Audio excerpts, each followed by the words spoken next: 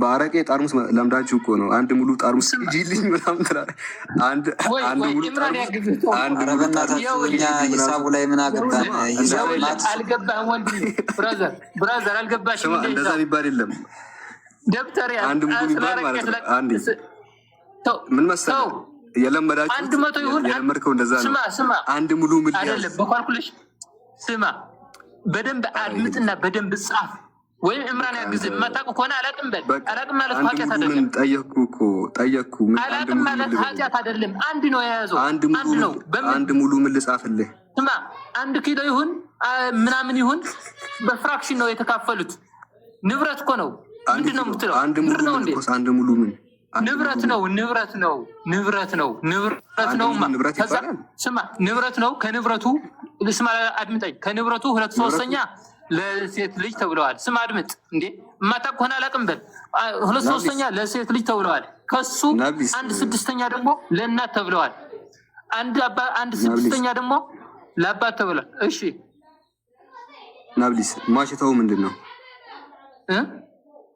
ማቸተው ንብረት ነው። የምን ንብረት? የነበረው ንብረት ነው። አንተ ኢምራን ያግዘ ኢምራን እያሰበ ነው በውስጥ ካልኩሌት እያደረገ ነው። አንድ ሙሉ ምን ምክራን ግልጽ አድርግልን ጽፌልሃለሁ። ይኸውልህ አንድ ሙሉ ማለት ይኸውልህ ግማሽ ማለት ምን ማለት ነው? አሁን እኮስ ማቸተው አንድ ሙሉ ምንድን ነው ናብሊስ? ግማሽ ማለት ምን ማለት ነው? አንተ አይገባህም እንዴ? እንዴት ላስረዳ ናብሊስ? ማቸተው ይሄ ነው በለኝና ከዛ ሂሳቡን እንስራ። እሺ ማቸተው አይታወቅም በቁጥር ግን አንድ ነው። ሙሉ እንደሆነ ነው። ከሙሉ 2/3 ለሚስት በለው። በቃ ቆይ እንደዚህ እናድርግ ናብሊስዬ፣ እንደዚህ እንትን አድርግ እንደዚህ እናድርግ ናብሊስ ኢብሊስ ምን ታደርጋለህ መሰለህ? ማን ነው ጥያቄ እንትን ላድርግ እኔ ቪዲዮ ላብራና በካልኩሌሽን ላስረዳክ። አንዴ ቆይ ተው በቃ ምን መሰለህ፣ አንድ ጊዜ ምን መሰለህ ጥያቄውን አድሬስ ማድረግ አልቻልክም። ልክ እኔና ኢምራን ቅድም ጥያቄያችንን በደንብ እንደጠየቅ ነው ማለት ነው። በነገራችን ላይ ጥያቄ መጠየቅም እውቀት ይፈልጋል ታውቃለህ። አንዴ ብቻ ዳምጠኝ። ጥያቄ መጠየቅ ራሱ እውቀት ይፈልጋል እና እኔ ደግሞ አንተ ላይ ያየሁት ይቅርታ አድርግልኝ፣ በጣም ይቅርታ አድርግልኝ። ጥያቄውን የምጠይቅበት እውቀት የለህም። ወጣህ ከዚህ በጉል ሰርች አደረክና ጥያቄውን ሳትረዳ ዞረ ሮጠህ መጣ። አንዴ በደንብ ጥያቄውን ሳትረዳ ናብሊስ፣ አንዴ ህዝብ ቆጠራ ላይ አይደለንም። 4,400 ትላለህ፣ አንዴ 4,500 ትላለህ። ቆጠራ ነው እንደ ያዝከው? ህዝብ ቆጠራ ነው እንደ ያዝከው? አንዴ ቆጠራ ላይ ነው ያለው ናብሊስ ቆይ አንዴ ህዝብ ቆጠራውን ትተህ ማለት ነው። አንድ አማራጭ ልስጥህ። ይህንን ጥያቄ ደህና አድርጎ የሚጠይቅ ሰው ምናልባት ያስተማረ ሰው ካለ እሱን ይዘናና በትክክል ጠይቁ። ኦኬ ከዛ በኋላ በደንብ የምናስረዳው ይሆናል። በደንብ እናስረዳዋለን። አውል የሚባል ስርዓት አለ። ታውቃለህ አውል ምን እንደሆነ?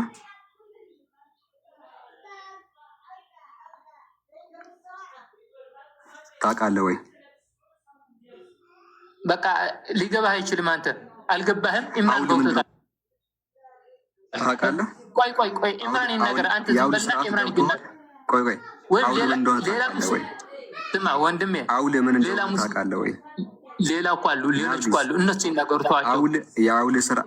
የአውል ህግ ምን እንደሆነ ታውቃለህ ወይ? አውል ምን እንደሆነ ላስረዳ ናብሊስ፣ በቃ ላስረዳ። አውልን ታውቃለህ? እቺ ንገረኝና ሌላ ትበላ። ህዝብ ቆጠራውን ተውና ስለ አውል ስርዓት እኔ ያስረዳሃለሁ በእስልምናችን አውል ምን እንደሆነ። መጀመሪያ ግን ታውቀዋለህ አውል ምን እንደሆነ? አላውቀውም። ላስተምርህ? ሳይገባህ እንዴት ነው የምታስተምረኝ? ለራስህ አልገባህም። ሌላ አላውቀውም ስላልክ ማለት ነው። አላውቀውም ብለሃልና ላስተምር ወይ? አላስከፍልህም። በነፃ ነው ማስተምርህ። እሺ ያሁን አስረዳኝ። አስረዳሃለሁ። እሺ አንተ ብቻ እንትን በልና አስረዳሃለሁ። ቆይ አውል ምን እንደሆነ አንዴ እንደዚህ ለምን አንተ ስለዚያ ጥያቄ እኛ እናስረዳህም? እሺ አንዴ ወደ ከላፕቶፕ ወደዚህ ላምጣ፣ ከዛ በኋላ እንቀጥላለን። አንተ ይህም በተረዳው ቋንቋ ልታስረዳና ነው። የነገር አትረብሽ። አንዴ ያስገባህ ሆኔን አትረብሽ። ሲረብሽ ሚዩት አድርጓቸው። እሺ በቂ ነው። ሚዩት ተሜ ተኝቶ የሚያወራው ሲኮይና አስገባለሁ። እሺ ጀማ ታብታበሩ። ሌላ ጊዜ ግን ናብሪስ አንድ በክልም ካለ ብዙ ጊዜ የሚያጋጥማቸው ስለሆነ ማለት ነው። ቢላህ አለይኩም እንደዛ ሹብሃ ወይም ደግሞ እንደዛ እስልምና ሲያጭበረብሯችሁ ጥያቄው ምን እንደሆነ ጥያቄውን ተረዳው። ጥያቄ ሳይገባህ የመጣሁ አንተ አክቹዋሊ በትክክል ጠይቀው ጥያቄ ነበር እኮ ሊቃውንቶቻችን ስለምን እንደሚያወራ አስተምራ አስደፍ የተቀመጠ በህግ ነው። ስለዚህ ይሄ መስፈርት ነው። አሁን ለራሱ ምንድነው ፈራኢድ ራሱን የቻለ እንትን የእውቀት ዘርፍ ነው ስለ ውርስ የሚያወራ ማለት ነው። እና ሌላ ጊዜ ሲመጣ ጥያቄውን ተረዳሽ። ዝም ብለው ጭነው ከሚለኩብህ ቢያንስ ረጋ ብለህ አንብበኸው ምንድን ነው ያለው ብለህ ተረዳ። ሳላቀጥ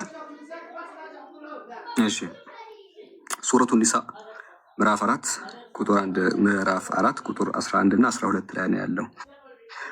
አንድ ባለቤት ትቶት የሞተው ገንዘብ ቢኖር የሚወርሱት ወላጆች ምን ያህል ያገኛሉ የሚል ነው። እና ወሊአበወይሂ ሊኩሊ ዋሂድ ሚንሁማ ሱዱስ ይላል። ለአባቶቹ እሺ 1/6 እጅ አላቸው ይላል። ሟች ከተወው ንብረት ላይ ለምሳሌ ሟች የተወው ንብረት 9,000 ብር ቢሆን 9,000 ብር ቢሆን እሺ ወሊአበወይሂ ሊኩሊ ዋሂድ ሚንሁማ ሱዱስ እሺ አባትና እናቱ 1/6 ከንብረቱ ላይ ያገኛሉ። እሺ ፈኢንካነ ለኩም ወለዱን ፈለሁነ ሱሙን ሚማ ተረክቱም ይላል። ከዛ በኋላ ደግሞ ስለ ሚስት ይናገራል። ልጆችም ደግሞ ካለው እሺ ልጆች ደግሞ ካለው ምን ያህል ያገኛሉ? ፈኢንካነ ኒሳአን ሴት ልጆች ደግሞ ካሉት ሟች የተወው ገንዘብ ላይ ምን ታገኛለች? ፈውቀትነተይኒ ከሁለት በላይ ከሆኑ ሴቶቹ ፈለሁነ ሱሉሱ 2/3 ያገኛሉ ይላል። ሶስት ሴት ልጆች ቢኖሩ ከሁለት በላይ ስላለ 2/3 እጅን ያገኛሉ። ሶ ሟች የተወው 9,000 ብር ነው እንበል። ጀስት ፎር ኤግዛምፕል እንዲሁ ቁጥሩን እንትን እንድንል ማለት ነው። አባት 1/6 16% ይሄኛው ማለት ነው። 1/6 ሲባል ይሄ ነው የሚመጣው። ከ9,000 ብር 1,500 ያገኛል። እናት ደግሞ 1/6 ተመሳሳይ ነው 1,500 ብር ታገኛለች።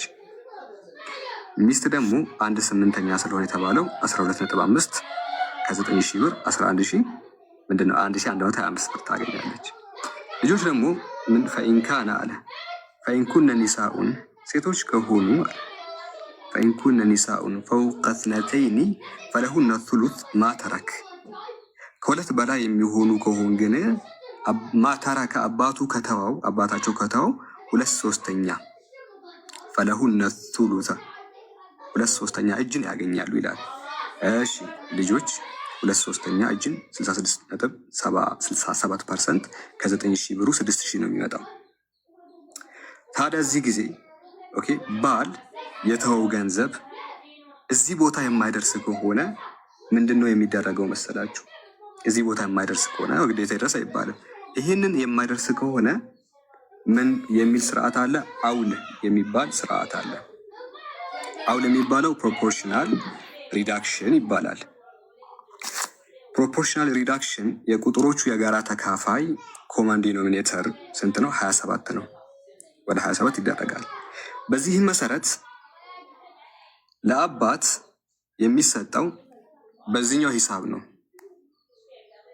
4 ሲባዛ በ333.33 1333።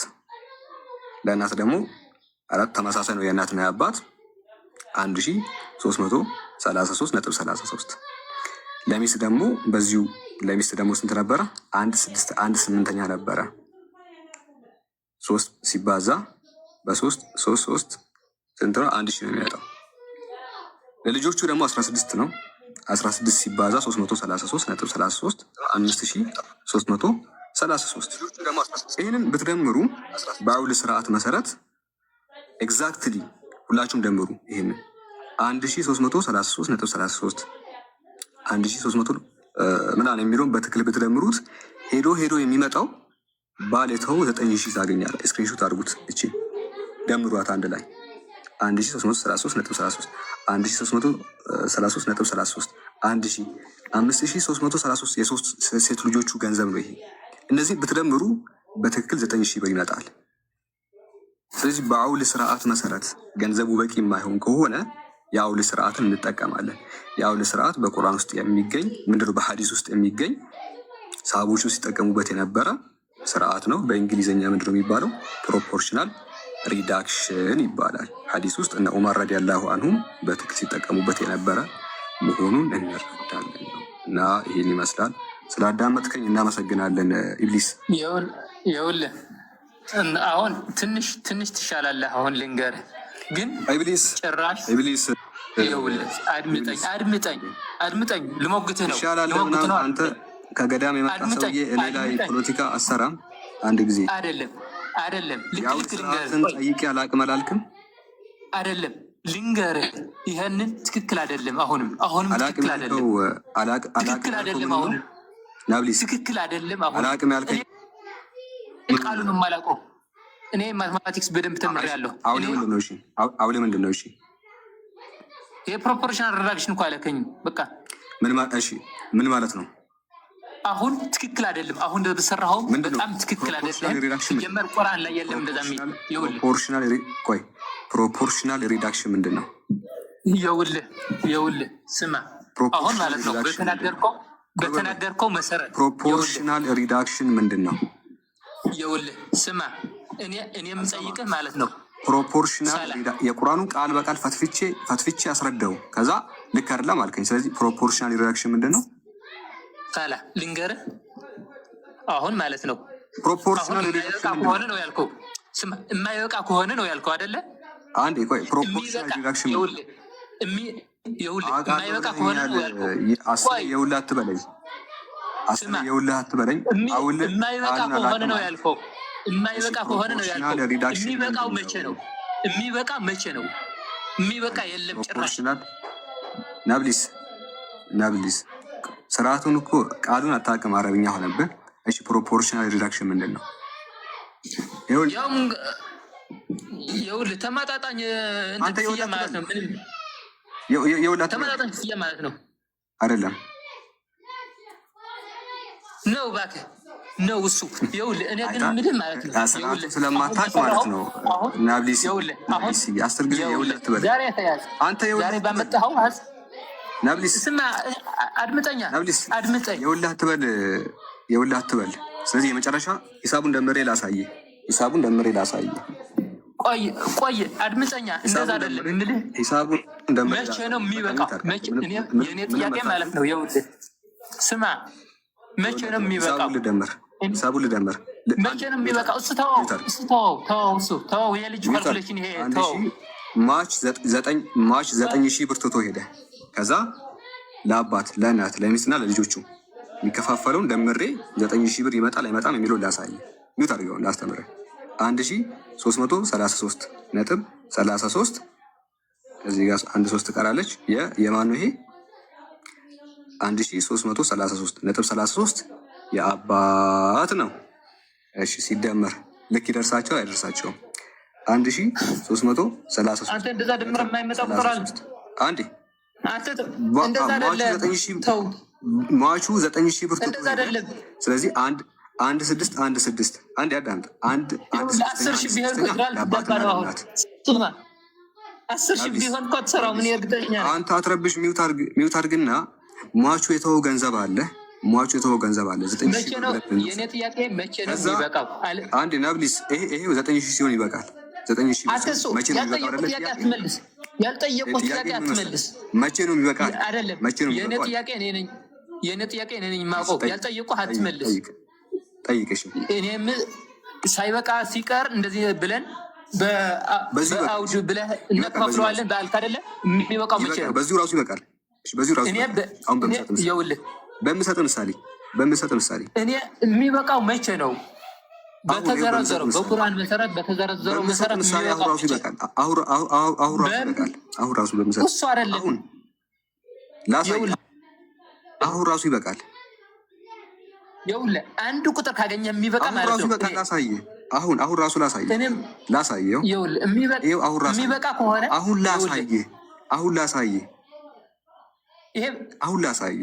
በሌላ መቼ ነው የሚበቃው ለሚለው እኮ ለምሳሌ 9,000 ብር ትቶ ሞተ። በቁርአኑ መሰረት ይበቃል አይበቃም? 9,000 ብር ተው 9,000 ብር ከዛ ውጣ። ሌላ ቁጥር ሌላ 100,000 ቢሆንስ? ለምንድን ነው ተው? 100,000 ቢሆንስ የት ትደርሳለህ? 100,000 ቢሆንስ? 100,000 ከሆነ ማለት ነው ሂሳቡን ስራና እንደማይበቃ አሳየኝ። ሂሳቡን ስራና እንደማይበቃ ጭራሽ አይበቃም። ልስራለት እኔ አሳየኝ።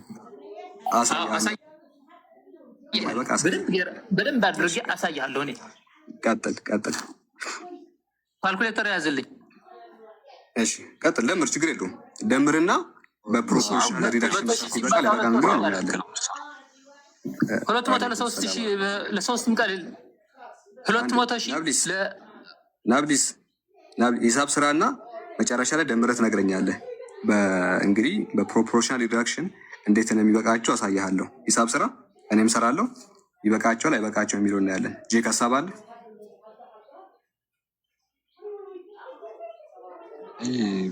የአውል ህግ አያውቅም አይ ቲንክ እና በዛ ህግ ነው የሚሰራው።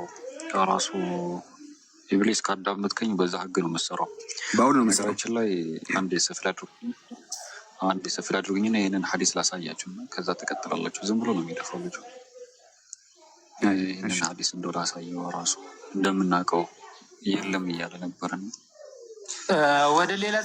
ወደ ሌላ አይደለም አናውቅም ተሳስተዋል ማለት ምንድን ነው? በፈጣሪ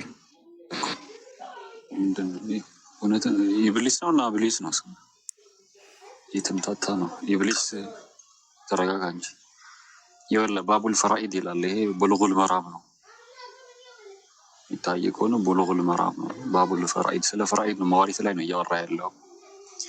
عن ابن عباس رضي الله عنهما قال قال رسول الله صلى الله عليه وسلم قال بولا الحق الفرائد بأهلها فما بقي فهو لأولى رجل ذكر يعني صلى الله عليه وسلم ሊጨምርም ሊቀንስም እንደሚችል ያውቃሉ ማለት ሰው الحق الفرائد بأهلها ፈራኢድን ለባለቤቶቻቸው ስጡ ካሉ በኋላ فما بقي የቀረው አለ ከቀረ لأولى رجل ذكر ለታላቅ ወንድ ልጅ ይሰጣል በማለት ተናገረው። ሰው የራሱ ህግ አለው። በሙድር ማትማቲክስ ሳይሆን በአውል ህግ ነው የሚሰራው።